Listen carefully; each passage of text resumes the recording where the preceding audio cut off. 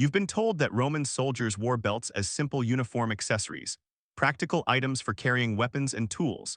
But cutting a legionary's belt in public was considered such a profound violation that it could legally result in your immediate execution.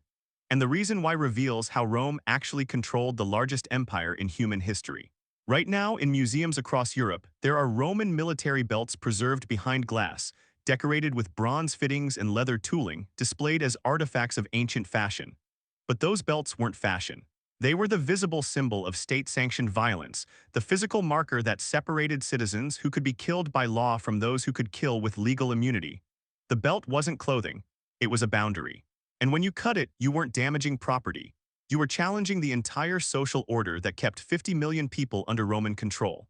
Let me show you what that piece of leather actually represented, and why the penalty for cutting it wasn't about vandalism, but about preventing the one thing Rome feared more than any foreign army. The moment when ordinary people stopped believing in the system. Here's what we know for certain. The Roman military belt, the cingulum militare, wasn't issued to soldiers as a practical carrying device. It was a ceremonial marker of legal status that transformed a man from civilian to miles, a person licensed to use violence on behalf of the state. When a recruit took the military oath, the sacramentum, he was physically girded with the belt by his commanding officer. That action carried legal weight. From that moment, he existed in a separate category of Roman law. He could no longer be prosecuted in civilian courts. He couldn't be subjected to certain forms of corporal punishment reserved for non-military citizens. He gained the legal right to carry weapons inside city boundaries where civilians were forbidden from doing so. The belt was the visible proof of that transformation, and Roman law treated any interference with that proof as an attack on the state itself. Listen carefully to what the Digest of Justinian actually says, compiled in the 6th century but preserving legal precedents from the Republican and Imperial periods. Book 49, Title 16, Section 3. If any person should assault a soldier on duty or should cut or remove his belt, such person may be subject to capital punishment as determined by military tribunal. Read that again. Capital punishment for cutting a belt. The legal commentary clarifies that this wasn't about the monetary value of the damaged property. Belts could be replaced for a few sestertii. This was about crimen majestatis, treason against the majesty of Rome. Because the belt represented imperial authority made manifest in the body of the soldier, and any attack on that symbol was legally indistinguishable from attacking the emperor himself. But here's where it gets disturbing. The law didn't specify soldier on military duty in the way we'd understand it. A Roman soldier was on duty whenever he wore the belt, in the forum, at the baths, in taverns, walking through civilian neighborhoods. The belt created a permanent legal distinction between his body and the bodies of everyone around him. And Roman military discipline regulations, preserved in fragments from the writings of Vegetius and Arrian, make clear that soldiers were required to wear their belts in public spaces specifically to maintain that visible hierarchy. A soldier without his belt in public could be punished for appearing in civilian dress while under military oath.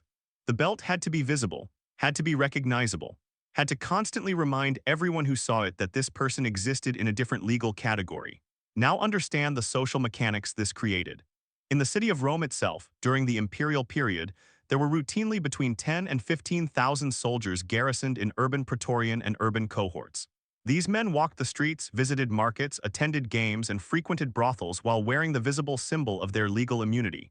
They could push civilians aside. They could demand service in shops. They could requisition transportation.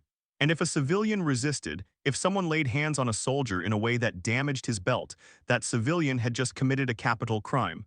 The power dynamic wasn't subtle. It was engineered into the physical design of Roman urban space. This is the part historians rarely mention. The belt laws weren't created to protect soldiers from genuine military threats. They were created to prevent civilians from defending themselves against soldiers. Because Roman military discipline, for all its legendary reputation, was actually quite fragile when soldiers interacted with civilian populations. Soldiers got drunk, they assaulted civilians, they raped women, they extorted merchants. And the victims had essentially no legal recourse because bringing charges against a soldier required navigating military courts that were designed to protect their own. But if a victim fought back physically, if in defending themselves or their family they damaged the soldier's belt, suddenly the legal machinery activated with terrifying speed.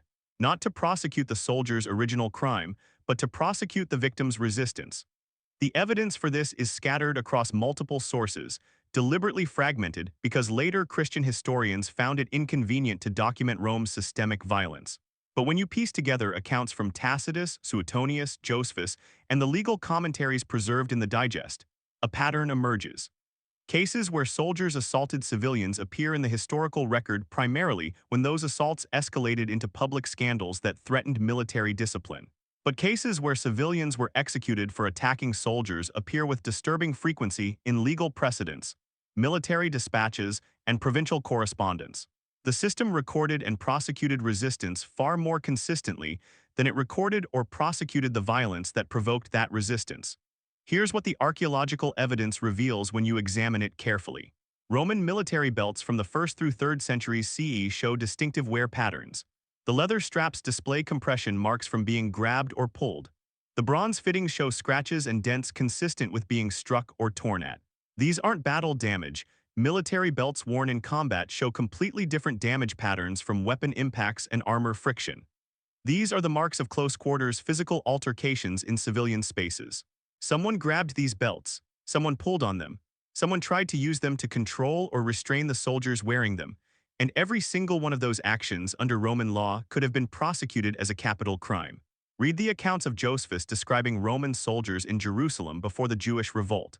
He documents soldiers extorting money from merchants, sexually assaulting women and beating civilians who objected.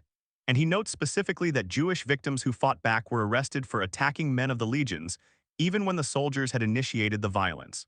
The legal status conveyed by the belt meant that a soldier's word carried inherently more weight than a civilian's testimony. The physical symbol on their body proved their authority. And that authority, once challenged, had to be defended with disproportionate force, or else the entire system of visual hierarchy would collapse. But here's where it becomes truly systematic. The belt laws weren't limited to protecting soldiers from physical assault. Legal commentaries preserve cases where civilians were prosecuted for verbal insults directed at soldiers, for refusing to yield space on roads, for failing to show proper deference in public interactions. And in several recorded cases, the specific charge involved reaching toward or gesturing at a soldier's belt in a threatening manner. You didn't actually have to cut the belt to be prosecuted under belt laws. You just had to create the perception that you might interfere with it. The legal boundary wasn't the leather itself. It was the social distance the belt represented, and that boundary was enforced through the constant threat of state violence. Now examine what happened when this system broke down. During the crisis of the 3rd century, when military discipline collapsed and soldiers routinely mutinied, murdered emperors, and ravaged provinces, one of the first visible signs of breakdown was soldiers appearing in public without their belts. Contemporary accounts note this specifically, not because the belts had practical military function, but because their absence signaled that soldiers no longer felt bound by the legal and social hierarchy those belts represented. When soldiers stopped wearing the visible symbol of their authority, it meant they'd stopped believing that authority came from the state. They'd realized their power came from their weapons, not from their legal status. And once that realization spread, the empire began its terminal fragmentation. The belt was never about holding up a sword. Roman swords were carried in baldricks worn across the shoulder, not suspended from waist belts. The cingulum militare was specifically designed to be visible, decorative, and distinctive. It hung at the front of the body where everyone could see it. It made noise when the wearer walked, the bronze fittings clinking against the decorative apron strips that hung from it. It was a constant, mobile announcement of status. And the laws protecting it from interference were designed to ensure that announcement could never be safely ignored or challenged. Understand the machinery this created for controlling populations. Rome didn't maintain order through love or consent. It maintained order through the constant, visible presence of men who existed in a separate legal category. Men who could use violence with impunity and whose symbolic markers of status were protected by capital law. The belt wasn't incidental to this system. It was essential. It created a visual language of power that everyone could read instantly. Soldier or civilian, protected or vulnerable, licensed to harm or required to submit. And the penalty for cutting that symbol wasn't disproportionate to the crime. It was precisely calibrated to prevent civilians from ever believing they could successfully resist the category of person who wore it. The long-term consequences were foundational to how imperial states would function for the next 2 millennia. The principle that state agents could be visually marked, legally separated, and violently protected from civilian interference became the template for every subsequent military and police force. The uniform as an instrument of law, the symbol as a boundary, the attack on the symbol as justification for lethal response. Rome didn't invent state violence, but it perfected the legal architecture that made that violence systematic, visible, and self-reinforcing. If you've learned anything from this investigation into how a simple leather belt became an instrument of imperial control, hit that subscribe button on Mythbusting, because we're going to keep uncovering the mechanisms of power that hide in plain sight within objects we've been taught to see as ordinary. The Roman belt wasn't fashion and it wasn't practical equipment. It was a legal boundary made visible, a constant reminder carved into the social landscape that some bodies were protected by law while others existed only to be controlled by it. The myth isn't that cutting a soldier's belt could get you killed. The myth is that the belt was ever about anything other than making that killing legal. So what other everyday object from history concealed systematic violence beneath its ordinary appearance? Drop your suggestions in the comments below.